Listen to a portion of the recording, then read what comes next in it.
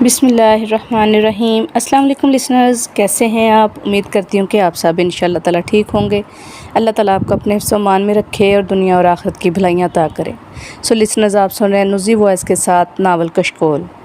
तो जिन लोगों ने अभी तक मेरे चैनल को सब्सक्राइब नहीं किया, प्लीज़ मेरे चैनल को सब्सक्राइब करके बेल नोटिफिकेशन को ऑन करके ऑल पर सेट कर दें ताकि मेरी हर नए आने वाली वीडियो आप तक पहुंच सके। कहानी पसंद आए लाइक करें, शेयर करें। तो बढ़ते हैं कहानी की तरफ। ये एक इत्तफ़ाक ही था कि शबनम को मुतल्लका सब इंस्पेक्टर के आने से पेशतर ही मैडम रूबी से मुलाकात की इजाज़त मिल गई। ड्यूटी पर मौजूद सिपाही ने इसे दरवाजे पर रोका ज़रूर था, लेकिन रेड क्रॉस के अमले के जूनियर डॉक्टर की सिफारिश पर इसे इजाज़त मिल गई। ये वही वक्त था कि जब सब इंस्पेक्टर को अचानक एसपी मंजूर ने फौरी तलब कर लिया था।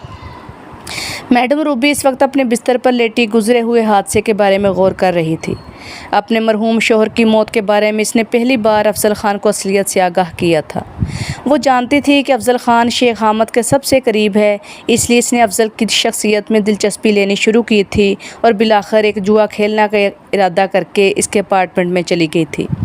इसे इल्म था कि इन दिनों शेख हामिद मुल्क से बाहर गया हुआ था।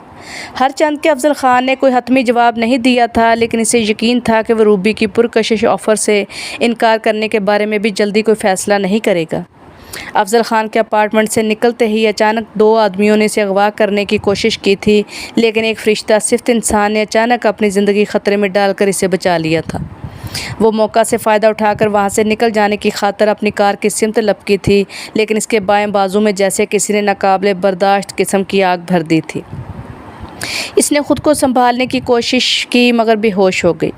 फिर इसकी बेहोशी डॉक्टरों के कहने के मुताबिक पूरे 17 घंटे गुजर जाने के बाद ख़त्म हुई थी और अब वो बड़ी संजीदगी से कुछ सवालों का जवाब तलाश करने में मसरूफ़ थी। वो कौन लोग थे जो इसे अगवा करना चाहते थे? क्या इनका ताल्लुक़ भी शेख हामिद से था, या वो इसे मोटी असामी समझकर तवान हासिल करने की गर्ज से अगवा की ताक में किसी मुनासिब मौके की तलाश में थे? कि इस वारदात में अफजल ख़ान पर भी शुबा किया जा सकता था? और वो खुदा का नेक बंदा कौन था जिसने जान पर खेल कर इसे बचाने की कोशिश की थी? वो ज़िंदा भी था या मुलज़िमों ने इसे मार दिया था? वो इन्हीं ख्यालात में गुम थी जब इसने खातून को कमरे में दाखिल होते देखा। चेहरा कुछ शनासा था, लेकिन वो पहले बाकायदा से कभी नहीं मिली थी। जहन पर जोर न दे, शबनम ने बड़े दोस्ताना अंदाज में उसके करीब जाकर कहा। मैं यहाँ एक डॉक्टर से मिलने आई थी, आपके हादसे की खबर सुनी तो खैरियत दरियाफ्त करने आ गई। मेरा ख्याल है कि मैं तुम्हें पहले भी कहीं देख चुकी हूँ, मैडम रूबी ने मध्यम मगर मुतरन्नम आवाज़ में कहा। ज़रूर देखा होगा, शबनम मुस्कुराई। एक दो बार किसी सहेली मेंबर के साथ मैं भी रेनबो क्लब आ चुकी हूँ। हो सकता है। खुदा का शुक्र है कि आप होश में आ गई। शबनम ने बड़ी अपनायत का इजहार किया। बाहर पुलिस का पहरा है, लेकिन मैं एक वाकफ़कार डॉक्टर की वजह से आप तक आ गई। अब इजाज़त चाहूँगी। 1 मिनट, मैंने मैडम रूबी ने इसे रोकते हुए कहा। तुमने अपना तारुफ तो कराया नहीं? जी, मेरा नाम शबनम है। प्यारा नाम है। वैसे तुम क्या करती हो? एक मल्टीनेशनल कंपनी में टेलीफोन ऑपरेटर हूँ। मल्टीनेशनल कंपनी के हवाले पर मैडम रूबी ने चौंक कर पूछा। क्या नाम है इस कंपनी का? मेरा ख्याल है कि आपको शायद इसका नाम सुनकर ज़्यादा खुशी न होगी, शबनम ने बड़ी डिप्लोमेसी से हिचकिचाकर कहा। फिर ज़रा ताक़ुफ़ से बोली। मैं शेख हामिद की कंपनी के हेड ऑफिस में मुलाजिम हूँ। आई सी। मैडम रूबी शेख हामिद का नाम सुनकर कसमसाई। फिर इसने शबनम को टटोलती नज़रों से देखा। तुमने ये कैसे अंदाज़ा लगा लिया कि तुम्हारी कंपनी का नाम सुनकर मुझे खुशी ना होगी? फ़िलहाल मैं जल्दी में हूँ, इसलिए सिर्फ इतना अर्ज़ कर दूँ कि हम दोनों का दुश्मन एक ही है। मैं समझी नहीं। मैडम रूबी के जहन को शबनम का जवाब सुनकर जो जहनी झटका लगा वो कुदरती अमर था। मैं आपके पास एक मुख्तसर सी दरख्वास्त लेकर आई हूँ, शबनम ने कमरे में एक नज़र डालते हुए बड़ी राजदारी से कहा। आपको जिन लोगों ने अगवा करने की कोशिश की थी, इनका मकसद शायद तवान हासिल करना हो, लेकिन अफजल ख़ान बहुत घबराया हुआ है। इसकी दरख्वास्त है कि अगर आप इससे मुलाकात, उसके अपार्टमेंट में जाने का जिक्र किसी तरह अपने बयान में शामिल ना करें तो वो आपका शुक्रगुजार होगा। ठीक है, रूबी ने कुछ सोचकर जवाब दिया। मैं इसका नाम खुद भी दरमियान में लाना पसंद नहीं करूँगी। बहुत बहुत शुक्रिया। क्या तुम मेरे अस्पताल से रिलीज़ होने के बाद दोबारा किसी वक्त मिल सकती हो? आपको इस वक्त जो तजस्सुस हो रहा है, मैं इसे समझ सकती हूँ। शबनम बेहद संजीदा हो गई। मैं यकीनन कोशिश करूँगी कि मुनासिब मौका निकाल कर आपसे कम अज़ कम एक बार तफसीली मुलाकात करूँ। चलते चलते ये ज़रूर अर्ज़ करूँगी कि मैंने मौजूदा जॉब कुछ सोच समझ कर ही हासिल की है। یہ بھی جانتی ہوں کہ اگر دشمن کو میری حقیقت یا اصلیت کا علم ہو گیا تو مجھے کسی پاؤں کے نیچے آئی چونٹی سمجھ کر کچل ڈالنے میں ایک پل کی بھی تاخیر نہیں کرے گا۔ تم ٹھیک کہہ رہی ہو، لیکن ایک بات یہ بھی کبھی نہ بھولنا کہ مارنے والے کے حق میں بچانے والا زیادہ طاقت رکھتا ہے۔ میں اب اجازت چاہوں گی۔ شبنم ہاتھ ملانے کے بعد جانے کے لیے پلٹی تو روبی نے تیزی سے کہا، مجھے ایک اہم بات اور معلوم کرنی ہے۔ پوچھئے۔ اگر میرے علم میں ہوئی تو بتانے سے گریز نہیں کروں گی۔ تھینکس۔ تم نے اخبارات میں میرے حادثے کی تفصیل ضرور پڑھی ہوگی۔ ایک نامعلوم شخص نے جو سادہ سے لباس میں تھا، حیرت انگیز طور پر نہتہ ہونے کے باوجود مجھے اغوا کرنے والوں کے شکنجے سے کھینچ لایا تھا۔ وہ کون تھا؟ اخبارات میں صرف علاقہ پولیس اور سب انسپکٹر کے علاوہ کسی اور کا کوئی ذکر نہیں، شبنم نے جواب دیا۔ وہاں سادہ لباس میں بھی کوئی بھی نہیں تھا، ہوگا بھی تو اخبارات میں اس کا ذکر کہیں نہیں۔ کسی لاش کی اطلاع بھی نہیں شائع ہوئی؟ جی نہیں۔ اوکے، میڈم روبی نے ہونٹوں پر ہلکی سی مسکراہٹ بکھیر کر کہا۔ اپنا وعدہ یاد رکھنا۔ ہسپتال کے جھمیلوں سے نجات ملنے کے بعد میں تمہاری ملاقات کا انتظار بڑی شدت سے کروں گی۔ شبنم نے دوبارہ وعدہ کیا، پھر وہ خاموشی سے نکلتی چلی گئی۔ اسے خوشی تھی کہ وہ کسی بہانے میڈم روبی سے ذاتی طور پر بھی ملی تھی۔ اس خوشی کے پشت پر اس کی زندگی کا ایک راز تھا جس نے اسے اپنے بدترین دشمن کے دفتر میں ملازمت کرنے پر مجبور کر دیا تھا۔ روبی کی طرح وہ بھی کسی اپنے کے لیے شیخ حامد سے پرانا حساب کتاب چکتا کرنے کے لیے بے حد مضطرب تھی۔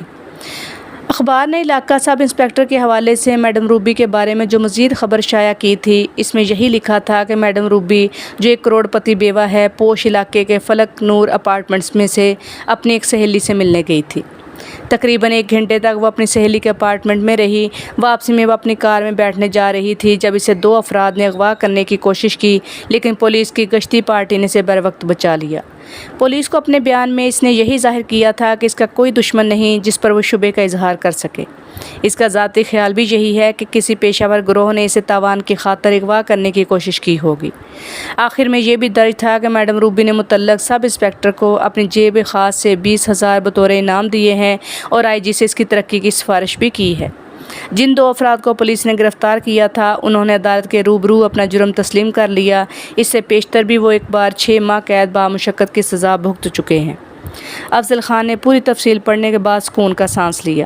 میڈم روبی نے اس کے اپارٹمنٹ یا اس سے ملاقات کے سلسلے میں ایک لفظ بھی نہیں کہا تھا۔ شبنم نے گزشتہ روز اسے میڈم سے اپنی ملاقات کے بارے میں جو تفصیل بتائی تھی وہ غلط نہیں تھی۔ افضل خان نے شبنم کی اس مہربانی کو بھی اس زاویہ نگاہ سے دیکھا تھا کہ وہ بھی افضل خان کو پسند کرتی تھی۔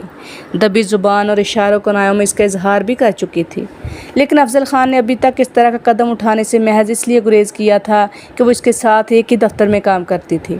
یہ اور بات تھی کہ وہ خود بھی اسے پسند کرتا تھا، مگر بگ باس کے اچانک نازل ہونے والے عتاب سے ہمیشہ خوف زدہ رہتا تھا۔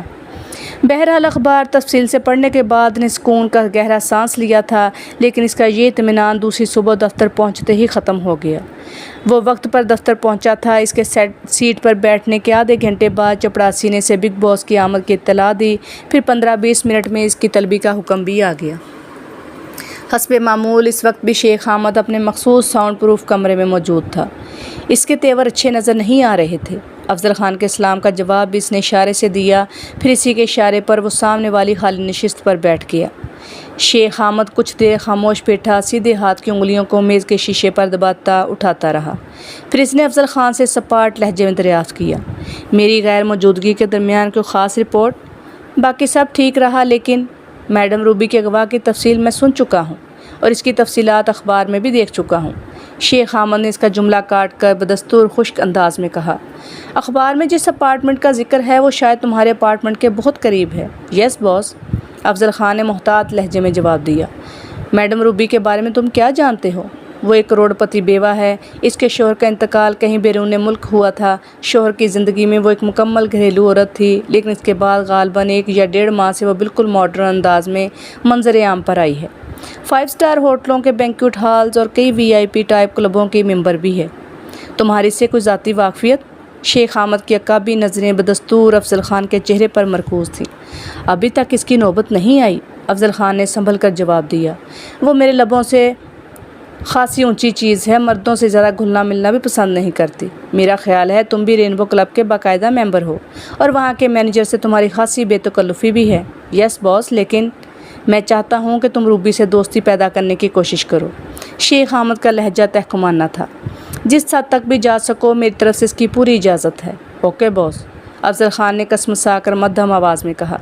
तुमने मेरे इस नए हुक्म की कोई वजह नहीं पूछी? मेरा काम आपके हुक्म की पैरवी करना है। अफजल खान ने सादतमंदी का इजहार किया। मैंने वजह जानने की कभी कोशिश भी नहीं की। अच्छा किया तुमने। शेख अहमद पहली बार मुस्कुराया। मैं आइंदा भी तुम्हें इसकी इजाज़त नहीं दूंगा कि किसी बात को कुरेदने की कोशिश करो, लेकिन मैडम रूबी के बारे में तुमको ये ज़रूर बताना पसंद करूँगा कि वो भी मेरे मुखालिफ ग्रुप से ताल्लुक़ रखती है।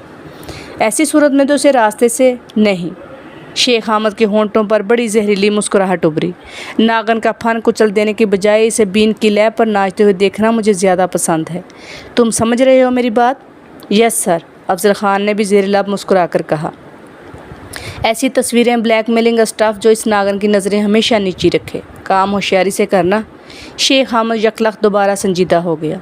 मैं मैडम रूबी के सिलसिले में तुम्हारी नाकामी की कोई वजह नहीं सुनूंगा। ऐसा कभी नहीं होगा बॉस। मेरे पास एक इत्तला और भी है। वो क्या बॉस? अफजल खान ने दरियाफ्त किया। वहीद की नाकामी का सबब कौन था? इसका नाम जानते हो? वो सेठ उस्मान का मुलाजम लियाकत हुसैन था, जो अब वहाँ ड्राइवरी के फ़राइज़। मैडम के सिलसिले में अखबारात में जो तफसील आई है वो मुकम्मल नहीं। शेख अहमद ने अफजल खान की बात को नज़रअंदाज करते हुए कहा। इस रात मेरे मुखबर की इतला के मुताबिक DSP सिराज भी कहीं करीब ही गाड़ी में बैठा इस खूबसूरत नागन की नकलो हरकत वाच कर रहा था। इसके साथ लियाकत हुसैन भी था। शेख अहमद एक पल को खामोश हो गया।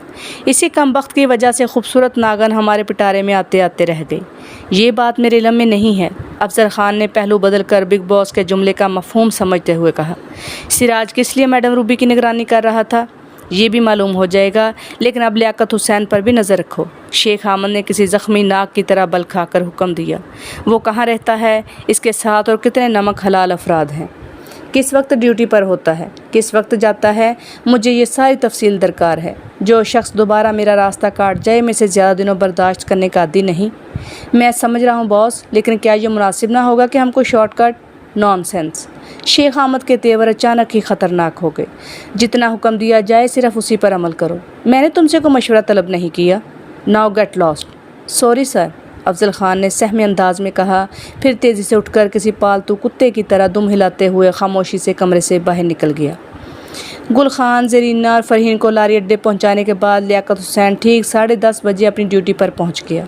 इसने बस के टिकट और सीट्स 2 रोज़ पहले ही बुक करा लिए थे। एक दिन पहले अंदर की पुरानी मुलाजमा और गार्ड को भी मुतला कर दिया था कि वह ड्यूटी पर 1.5-2 घंटे लेट आएगा।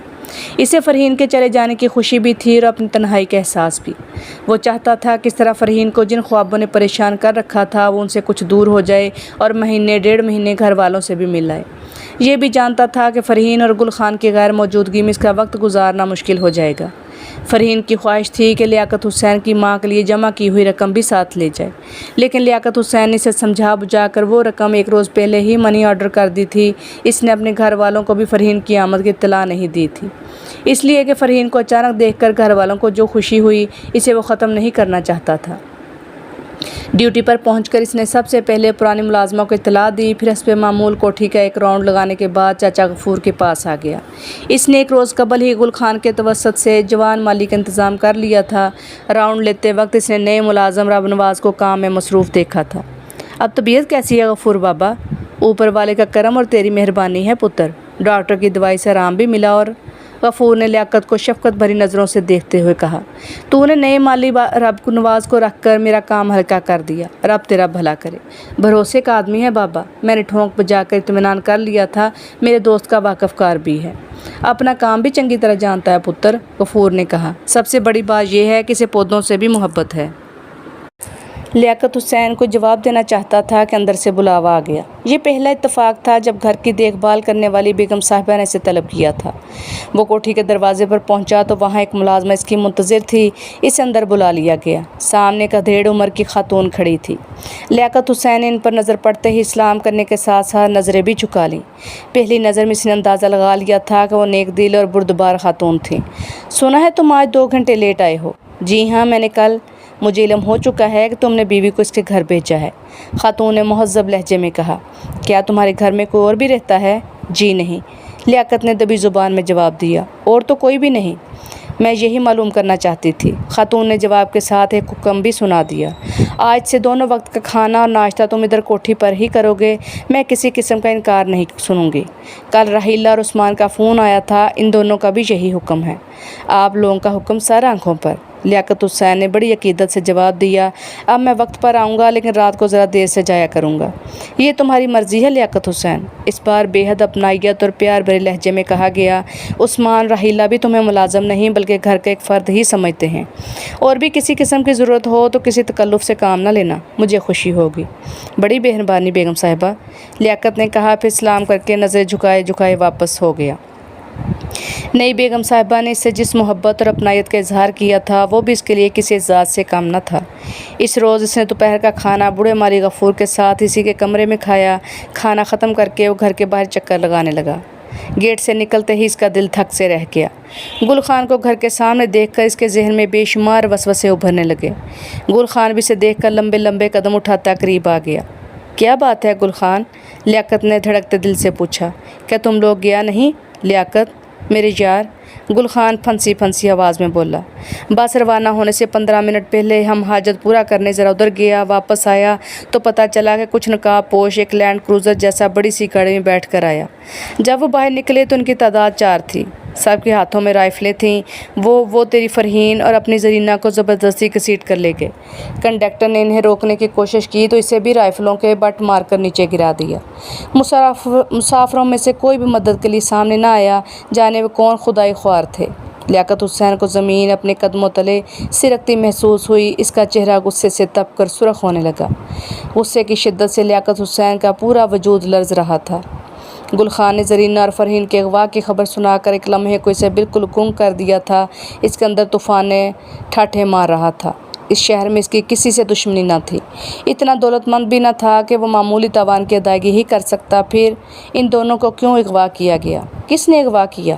اس کے ذہن میں مختلف خیالات ابھر رہے تھے جب گل خان کی آواز اس کے کانوں سے ٹکرائی۔ کیا سوچ رہے ہو لیاقت؟ ہمیں فوری طور پر تھانے جا کر رپورٹ درج کرانی چاہیے۔ نہیں، ہم کو سب سے پہلے سراج صاحب سے بات کرنی ہوگی۔ لیکن کسی نے گاڑی کا نمبر نوٹ کیا تھا؟ کدھر سے کرتا؟ گل خان نے جھلا کر جواب دیا۔ ان خنزیر کے بچوں نے نمبر پلیٹ کے اوپر سیاہ چمڑے کا کور ڈال رکھا تھا۔ ان کے چہرے بھی نقاب میں چھپے ہوئے تھے۔ خدا جانے وہ دونوں کس حال میں ہوگا۔ تمہاری ادھر کسی سے کوئی پرانی دشمنی تو نہیں چل رہی تھی؟ نہیں، پھر ان کو ہماری عزت پر ہاتھ ڈالنے کی کیا ضرورت تھی؟ یہی تو سوچنے کی بات ہے، گل خان نے ہاتھ مسلتے ہوئے جواب دیا۔ گاڑی میں اور بھی لڑکیاں اور عورتیں موجود تھیں، لیکن میرا دل بولتا ہے کہ وہ کسی کے اشارے پر صرف ہماری آبرو کا جنازہ اٹھانے آئے تھے۔ خدا ان خانہ خرابوں کا بیڑا غرق کرے۔ لیاقت حسین کے ذہن میں بھی قسم قسم کے شبہات ابھر رہے تھے۔ وہ وقت ضائع نہیں کرنا چاہتا تھا، اس لیے گل خان کو ساتھ لے کر دوبارہ بس اڈے پر پہنچ گیا۔ رات تک وہ دونوں وہاں دکانداروں، ٹھیلے والوں، ٹکٹ گھر والوں اور دوسری بسوں میں کام کرنے والے لوگوں سے اس بارے میں پوچھتے رہے، لیکن کہیں سے بھی کوئی مفید معلومات حاصل نہ ہو سکی۔ وہاں سے مایوس ہو کر وہ سراج کے دفتر پہنچ گیا، لیکن اس وقت وہاں صرف ایک سپاہی پہرا دے رہا تھا۔ وہ لیاقت کو 1-2 بار دیکھ چکا تھا، اس لیے نرمی سے بولا، صاحب کا ڈیوٹی تو شام 6 بجے ختم ہو جاتا ہے، پھر اس وقت وہ کہاں ہوں گے؟ لیاقت نے پوچھا۔ سپاہی نے تھوڑی ہی لہجت کے بعد اسے گھر کا پتہ بتا دیا۔ گل خان نے رکشہ نہیں چھوڑا تھا، وہ اسی کا واقف کار بھی تھا اور قریب ہی بستی میں رہتا تھا۔ لیاقت اس کے ساتھ بیٹھ کر سراج کی رہائش گاہ کی طرف چل پڑا۔ اسے یقین تھا کہ سراج ہی اس کے لیے کچھ کر سکتا تھا۔ اتنے بڑے شہر میں وہ اور گل خان کہاں کہاں بھٹکتے پھرتے۔ رات کے پورے 11:45 بجے سراج نے لیاقت حسین اور گل خان کو دیکھا تو وہ بھی پریشان ہو گیا۔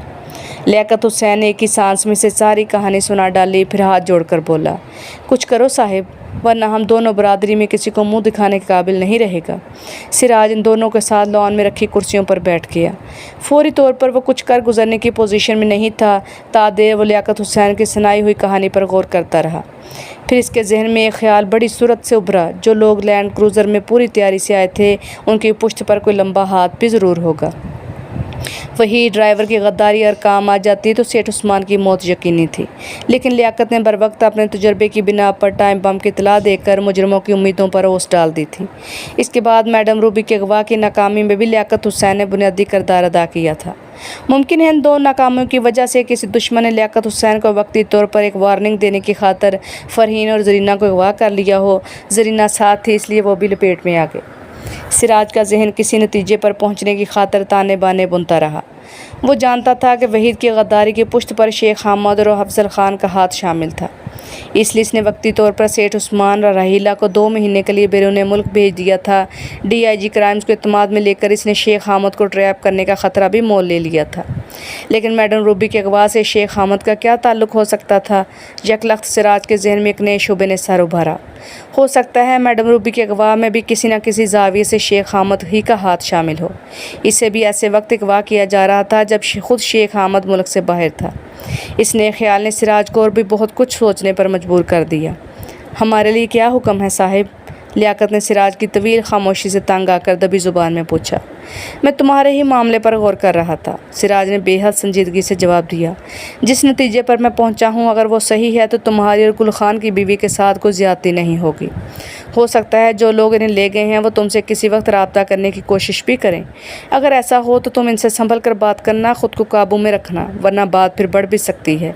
साहिब, लियाकत हुसैन ने हाथ जोड़कर मिन्नत की।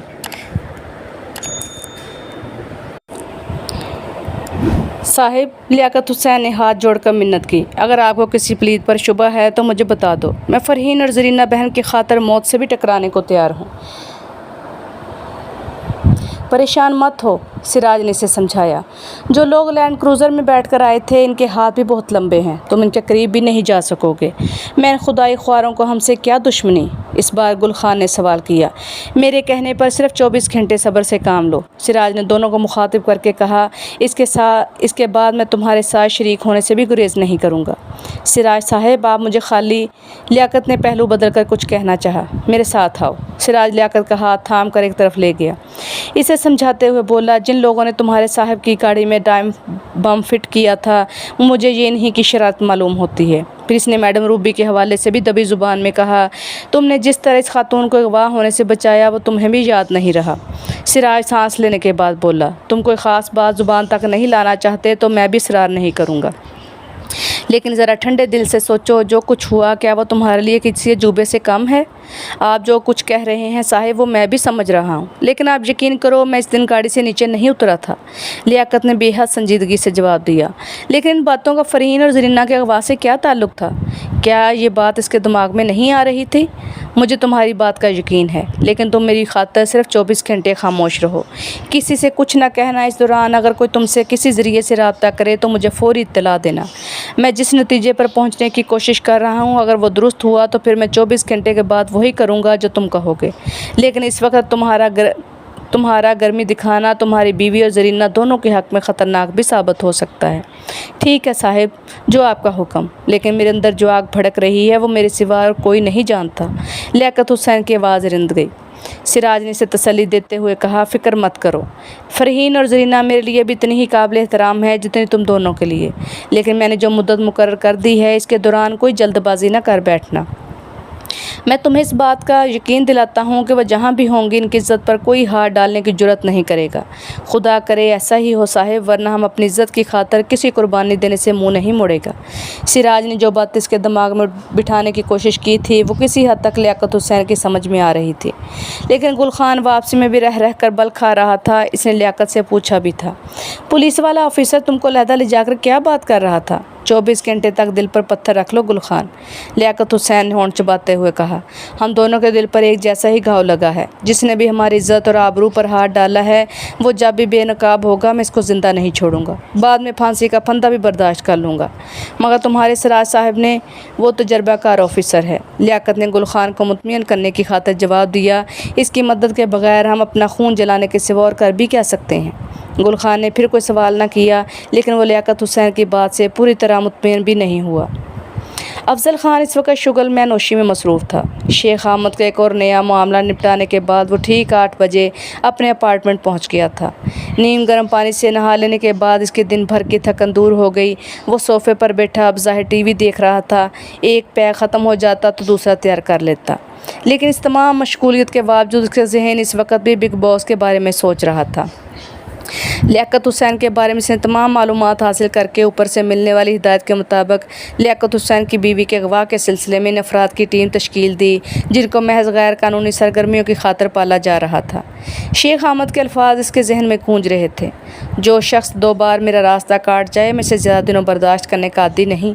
अफजल खान को इस बात का इल्म था कि लियाकत हुसैन ने ही सेठ उस्मान की गाड़ी में नस्ब शुदा टाइम बम का खोज निकाल कर सेठ उस्मान को मौत का लुकमा बनने से बचा लिया था, लेकिन ये बात इसके इल्म में नहीं थी कि किसी ने लियाकत हुसैन ने मैडम रूबी के अगवा को भी हैरत अंगेज़ तौर पर बर वक्त नाकाम बना दिया था।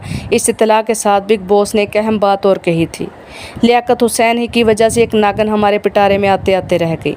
नागन के हवाले से इसने मैडम रूबी का नाम भी लिया था।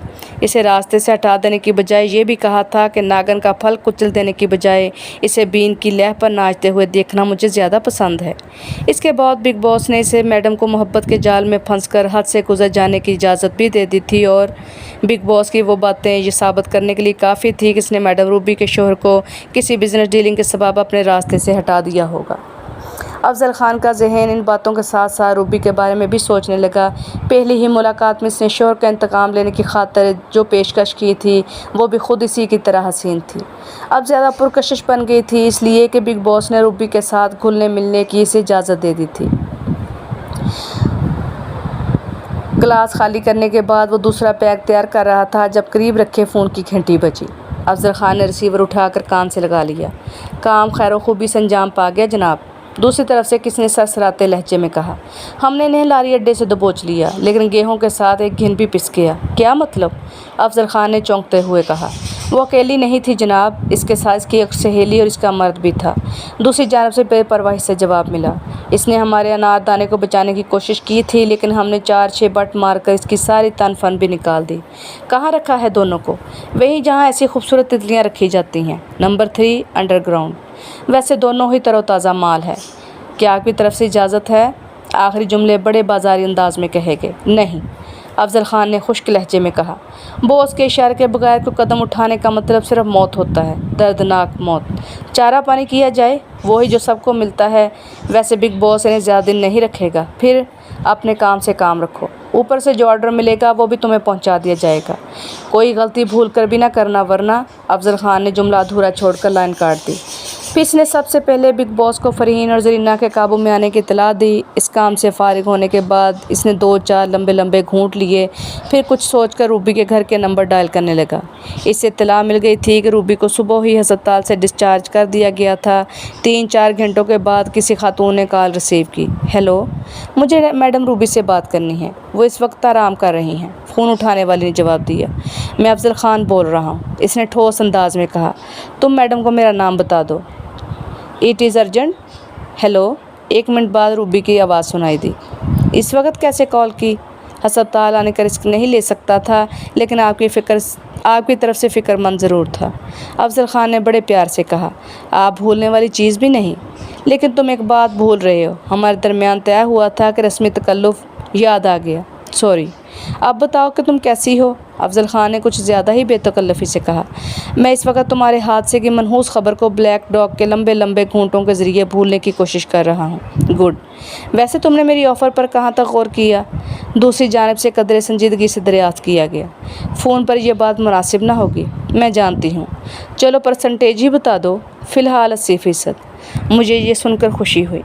दूसरी जानिब से मोहब्बत पर अंदाज इख्तियार किया गया। बाकी 20% पूरा करने में कितना वक्त लोगे, ये आप पर मुनहसर है। अफजल खान ने गिलास खाली करके जवाब दिया। एडवांस? गलत समझी। मैं तुम्हारे सेहतमंद होने पर बाकायदा सेलिब्रेट करना चाहता हूँ। सॉरी, मैं इन बातों पर यकीन नहीं रखती। वैसे भी लोगों के दरमियान उठना बैठना घुलना मिलना मुझे पसंद नहीं। रूबी ने संजीदगी से कहा। मैंने तुम्हारी मॉडर्न दुनिया में क्यों कदम रखा है तुम जान चुके हो। अफजल खान ने चारा डालने में देर नहीं की, बड़ी अपनायत से बोला। ये जश्न सेहत में मखसूस होगा, बिल्कुल एक्सक्लूसिव, सिर्फ तुम और मैं, मेरे अपार्टमेंट में। थोड़ी सी तरमीम कर लो। रूबी ने भी बेतकल्लफ़ी का इजहार किया। तुम्हारे अपार्टमेंट की शर्त मंजूर नहीं। एक बार आकर जो भुगत चुकी हूँ इसे दोबारा अफोर्ड नहीं कर सकती। ऐसा करती हूँ कि तारीख़ और किसी 5 स्टार होटल का अरेंज मैं करूँगी, बाकी सेलिब्रेशन तुम्हारी जेब पर मुनहसर है। ओके, मुझे तुम्हारी ये शर्त भी पसंद है। ये शर्त नहीं सिर्फ तजवीज़ थी, इस बार साफ गोई से कहा गया।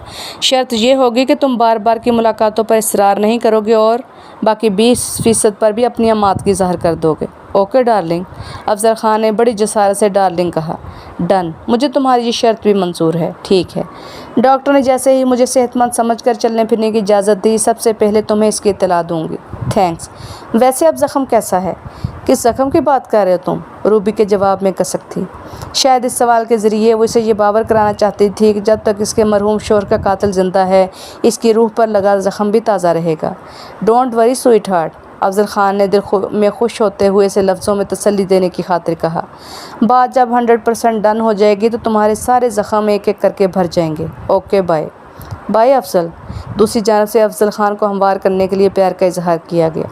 Big boss is 100% correct, Afzal Khan ने रिसीवर क्रेडल पर रखते हुए गलीज़ मुस्कुराहट होंठों पर बखेर कर मारी खेज अंदाज में कहा। नागन का सर कुचलने की बजाय इसके स्पेरे की बीन पर थिरकना, बल खाना, फन मारना और बेबसी में रक्स करते रहना ज़्यादा चार्मिंग होता है। अफजल खान ने अपनी कामयाबी का तसव्वुर करके तीसरा पैग हलक से नीचे उतारा तो इसे अपार्टमेंट में अपनी तन्हाई का एहसास डलने लगा। सिराज की 24 घंटों वाली शर्त ने लियाकत हुसैन और गुल खान को मजबूर कर दिया था। वैसे भी शहर में हज़ारों की तादाद में इस किस्म की गाड़ियां थीं जिसमें फ़रहीन और ज़रीना को अगवा किया गया था। सिराज के घर से वापसी के बाद भी गुल खान और लियाकत हुसैन सर जोड़े बैठे इस दुश्मन के बारे में गौर करते रहे। सिराज की वजह से लियाकत हुसैन की भी कुछ ढारसबंदी हुई थी, लेकिन गुल खान रह रह कर पीछोताप खा रहा था। इस दुश्मन से इंतकाम की सूरत नज़र नहीं आ रही थी, इसलिए वह अपनी मादरी ज़ुबान में अगवा करने वालों को मुग़रिज़ात सुना रहा था। क्यों अपनी ज़ुबान गंदी करता है गुल खान? लियाकत ने कहा। खुदा से दुआ मांग के वो साथ खैरियत से वापस आ जाएं।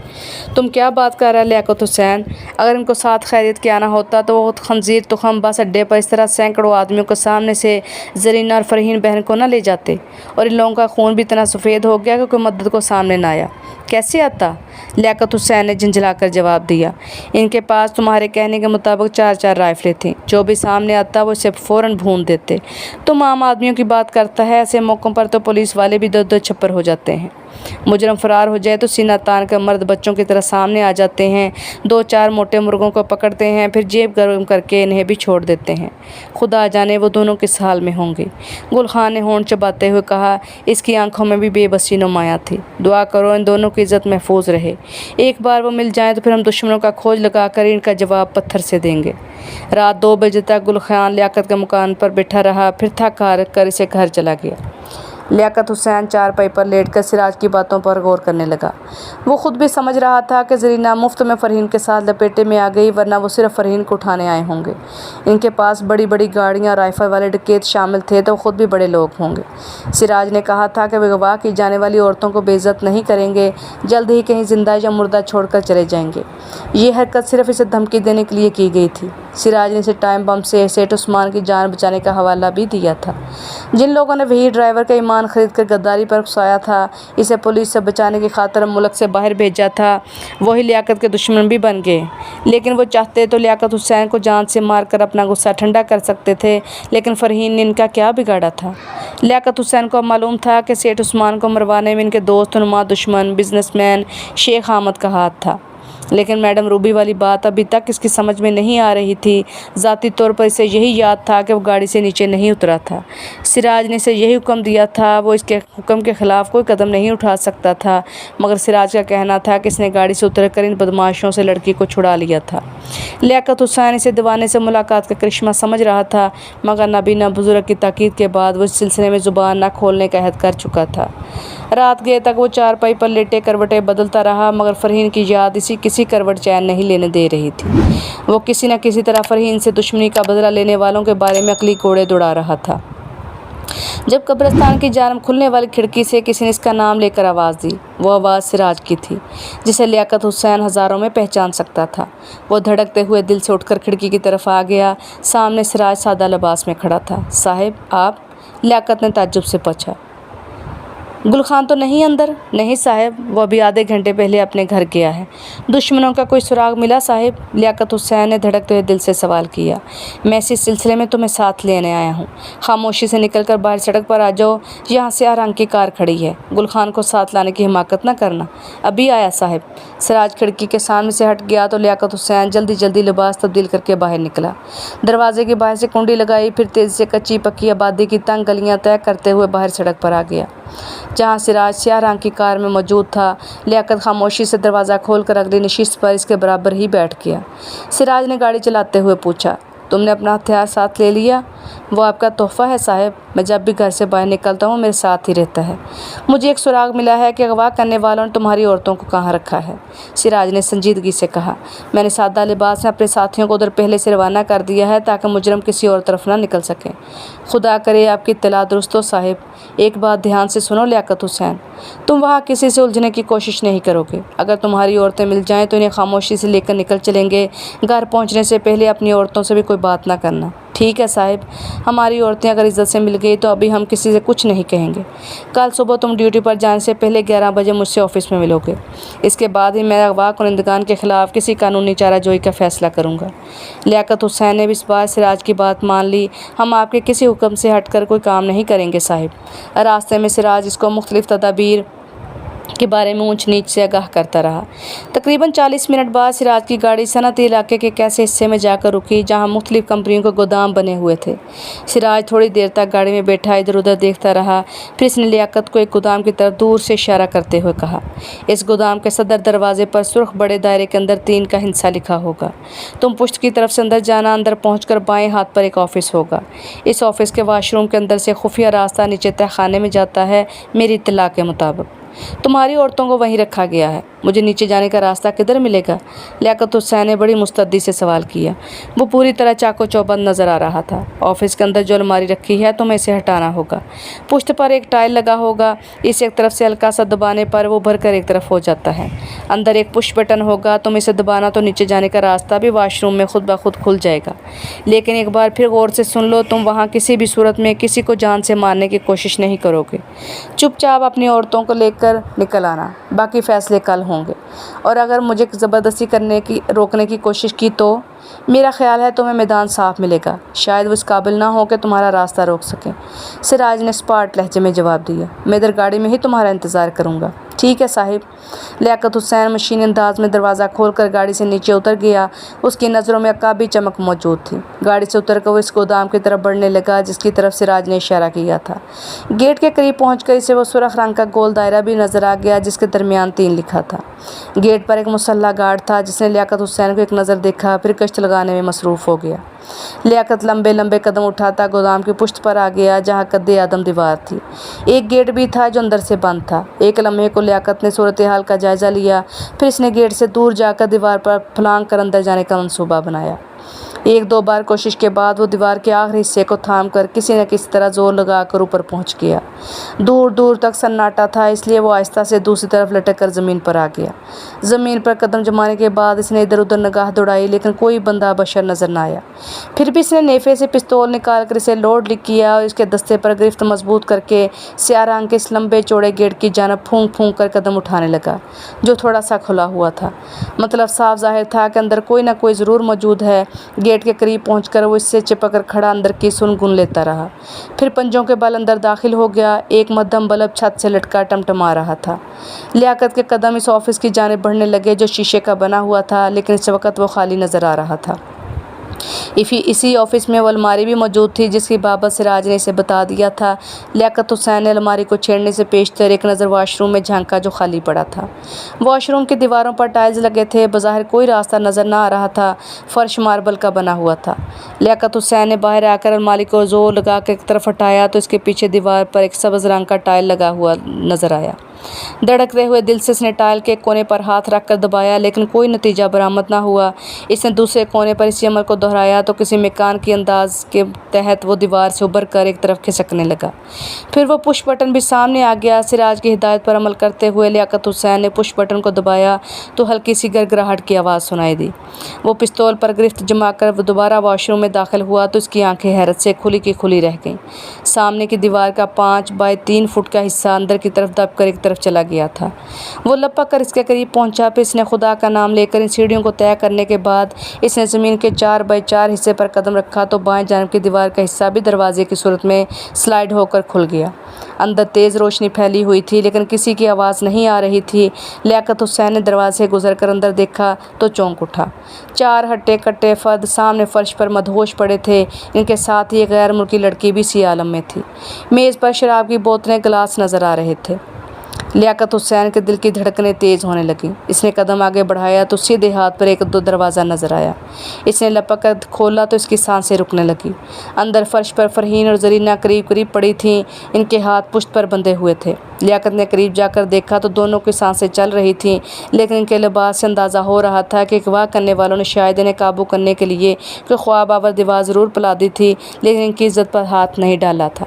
लियाकत के लिए अकेले इन दोनों को बाहर ले जाना मुमकिन न था। इसे जल्दी भी थी, इसलिए बाहर जो बदमाश बेहोश पड़े थे इनके करीब इनकी राइफलें भी पड़ी थी। वो एक भी होश में आ जाता तो लियाकत के लिए ज़िंदगी या मौत का खेल नागुज़ीर हो जाता। इसने झुककर फरहीन का बाजू थाम कर 2-3 बार हिलाया तो उसने नीमबाज आंखों से देखते हुए कहा, कौन है? मुझे सोने दो, मैं लियाकत हूँ। होश में आओ, हमें यहाँ से बहुत कम वक्त में निकलना है, वरना मैं भी मारा जाऊँगा। लियाकत की आवाज़ 2-3 बार सुनकर फरहीन झूमते हुए उठकर बैठ गई। तुम यहाँ कैसे आ गया? उसने बदस्तूर गनूदगी के आलम में पूछा। हिम्मत करो लियाकत का जान, इसने फरहीन के हाथ खोलते हुए कहा। तुम्हें ज़रीना को भी संभालना होगा। हम उधर कैसे आ गया? फरहीन ने बमुश्किल जुमला मुकम्मल किया। लियाकत हुसैन के लिए एक मिनट कीमती था। इसने इधर नज़र डाली तो इसे पानी का भरा हुआ एक जग और गिलास नज़र आ गया। इसने चुल्लू में पानी भरकर 2-3 ज़ोरदार झपके फरहीन के चेहरे पर मारे तो वो होश में आ गई। हैरत से आंखें पटपटाते हुए बोली, वो लोग किधर गर्क हो गया जो हम किधर उठा लाया था। थोड़ी सी जद्दोजहद के बाद पानी के छिंटों से ज़रीना भी नीम बेदार हुई तो लियाकत की मुश्किल कुछ आसान हो गई। इसने फरहीन को हाथ थाम कर उठाया। इसका एक हाथ अपने गले में डाल लिया। ज़रीना को फरहीन ने संभाला। वो तीनों बाहर आए तो फरहीन ने बेहोश पड़े आदमियों की तरफ थूक कर कहा, यही थे वो माँ के कसम जो हमको उधर लाए थे। इन सब को गोली मार दो। पहले तुम दोनों को चलकर घर छोड़ दूं, फिर इन चारों को भी जहन्नम रसीद करना नहीं भूलूंगा। गिरते पड़ते वो किसी न किस तरह बाहर आ गया, लेकिन अब वो सोच रहा था कि फरहीन और ज़रीना को दीवार पर किस तरह चढ़ाएगा।